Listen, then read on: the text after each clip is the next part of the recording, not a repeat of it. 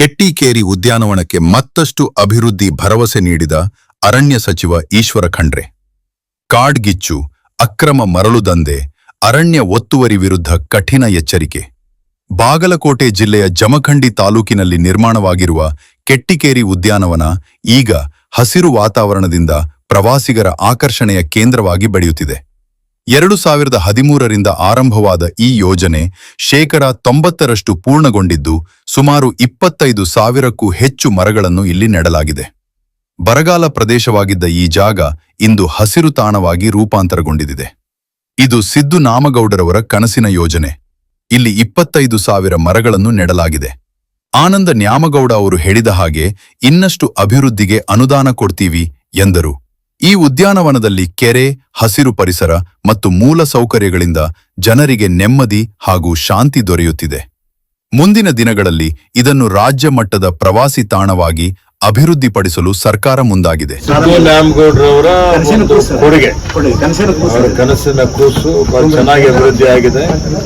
ಅವ್ರದ್ದೇನು ದೂರದರ್ಶಿತ್ವ ಇತ್ತು, ವಿಷನ್ ಇತ್ತು, ಅದಕ್ಕೆ ಬಹಳ ಅತ್ಯಂತ ಪ್ರಶಂಸನೀಯ ಕಾರ್ಯ ಆಗಿದೆ.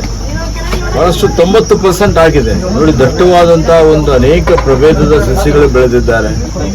ಇಲ್ಲಿ ಬಹಳ ಜನ ಪ್ರವಾಸಿಗರಿಗೆ ಆಕರ್ಷಣೀಯವಾದಂತಹ ಒಂದು ಕೇಂದ್ರ ಆಗಿದೆ. ಇದು ಎಲ್ಲಾ ರೀತಿಯ ಸೌಲಭ್ಯಗಳು ಇಲ್ಲಿ ಇದಾವೆ. ಇವತ್ತು ಹಸಿರು ಹೊದಿಕೆ ಜಾಸ್ತಿ ಆಗಿದೆ. ಒಂದೇ ಒಂದು ಮರ ಇರಲಿಲ್ಲ, ಸಾವಿರಾರು ಮರಗಳು ಬಂದಿದ್ದಾವೆ. ಇಲ್ಲಿ ಪಕ್ಕದಲ್ಲಿ ಒಂದು ಕೆರೆ ಇದೆ.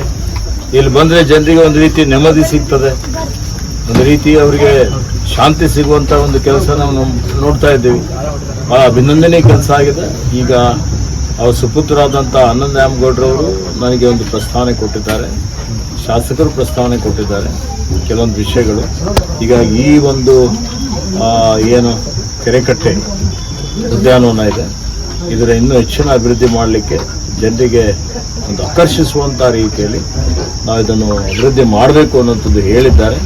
ನಾವು ನಮ್ಮ ಹಿರಿಯ ಅಧಿಕಾರಿಗಳ ಜೊತೆಯಲ್ಲಿ, ತಜ್ಞರ ಜೊತೆಯಲ್ಲಿ ಎಲ್ಲ ಚರ್ಚೆ ಮಾಡಿ, ಜನಪ್ರತಿನಿಧಿಗಳ ಜೊತೆಯಲ್ಲಿ ಚರ್ಚೆ ಮಾಡಿ ಇದಕ್ಕೆ ಏನು ಇನ್ನೂ ಅನುದಾನ ಬೇಕಾದರೆ ಅನುದಾನ ಮಂಜೂರಿ ಮಾಡ್ತೇನೆ, ಬರುವಂಥ ದಿನಮಾನಗಳಲ್ಲಿ ಇನ್ನೂ ಉತ್ತಮವಾಗಿ ಇದನ್ನು ಅಭಿವೃದ್ಧಿಪಡಿಸ್ತೀವಿ ಅಂತೇಳಿ ಹೇಳಿ ಜಮಖಂಡಿ ನಗರದ ಮತ್ತು ಕ್ಷೇತ್ರದ ಜನರಿಗೆ, ಬಾಗಲಕೋಟೆ ಜಿಲ್ಲೆ ಜನರಿಗೆ ತಿಳಿಸಲಿಕ್ಕೆ ಇಚ್ಛೆ ಪಡ್ತೇನೆ.